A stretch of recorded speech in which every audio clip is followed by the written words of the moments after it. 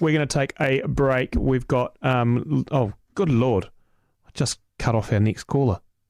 I think it's the second time I've done that tonight. I know who it is too.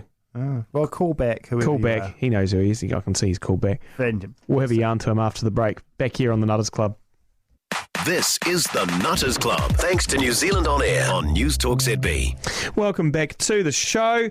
Now, this is a man who we've had on the show a couple of times before. You want to guess who it is? No. Robbie, the Gooserooter. Oh, it's Robbie. Gooserooter from Geraldine. And I cut him off. Robbie. Yeah, I'm back now. Yeah, sorry about that, mate. How are you? Oh, mate, living the dream the best I can. How's things down south? You're in Ashburton these days, aren't you? Oh, yeah. Halfway between Ashburton and Geraldine. Oh, fair enough. It's all good though, right? Close enough to hometown. There you go. So I was just listening before, and I was trying to write some notes down. But of course, you can write quicker than I can write down. But one of the biggest things you're talking about, there's a couple of different things about dealing with things, and as I've talked about before, especially with people when I've been out on the side of the road with the caravan, was actually counting their joys in life, as opposed to like your truck driver or tractor driver or whatever will go jump in the tractor in the morning and their problems are the size of a teaspoon. They're there by themselves all day overthinking stuff, which is naturally what the brain does. And their same problems at the end of the day, they've turned into a 10-litre bucket of problems. But if sort of people start counting their joys in life as opposed to the negatives in life, they'll actually find that the joys in life outweigh the negatives in life by a long shot. And it's just the simple things in life as well, of getting up in the morning and having a hot cup of coffee. There's your first joy in life, isn't it? Mm-hmm. Well, even waking up's your first joy. But it's just there's a couple of things, and I can't remember them now. I lose my train of thought. But the biggest thing is the more people can think about their joys in life, the better their day's going to be. I think that's a really good, simple piece of advice. But absolutely, the value of that, Robbie, is massive. And it is simple, but it's just something that we don't necessarily consciously think of or do, and we're poorer for not doing it. Well, that's exactly right. And the more the more we can get that out there to people of think of your positives, the more their day will change. And it is the simple things, just counting those simple joys in life that soon add up to outweigh any negatives in life. Yep, but we've got to take the time to do it, right? We've actually got to consciously engage in that and make sure that we prioritise that kind of thought pattern, because you're right, isn't it? It's so easy to go negative on yourself. Almost too easy, isn't it?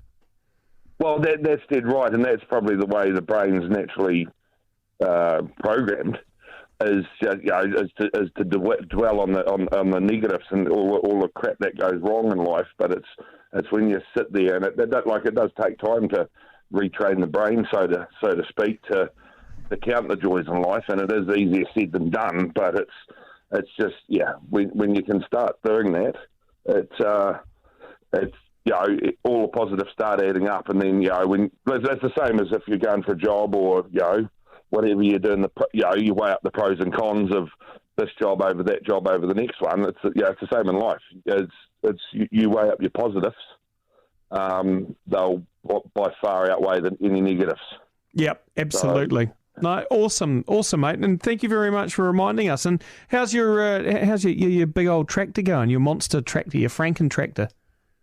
Oh, no, that's good. That's in the workshop. It's getting a few wee modifications. Of course it is. The standard Fords and brakes weren't quite up to the challenge, so I've had to put disc brakes on it, so it'll be the only tractor of 70 years old with disc brakes on it. Well, it'll be the only tractor of 70 years old with a V8 engine in it too, but it's in for a bit of maintenance and a bit of loving, but... Still better than a Kenwood, eh? Still better than a Kenwood, though, right? Kenworth. Kenworth. Absolutely way better bit of Kenilworth. So that's a bit of trucky humour for you. And even that, that from me going out to shows and events and talking to people and that sort of thing, that old Fordson, I was just basically take it out to show it off. Yeah. But it's actually sort of become a tool in my toolbox of breaking the ice with people, because they start talking about, we start talking about the tractor and what I've done there, and then it's the slowly break the ice and, conversation shifts to life, and it's the whole, I think that was something he was talking about before, I just can't remember exactly how he worded it, but there's analogies of life, and quite often what I talk about, I'll try and use an analogy of life to get people to compare their thoughts of what they're dealing with, or their thoughts in their head, to an analogy of life, to try and simplify things.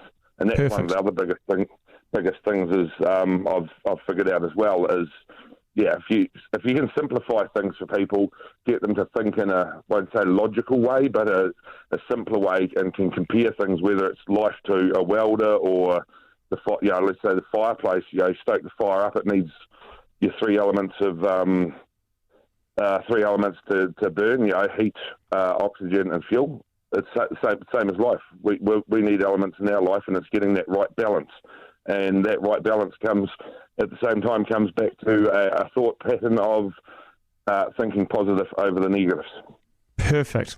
Robbie, always good to talk to you. Thanks for giving us a bell tonight. No worries. Cheers, guys. Have a good one. All right. Go well.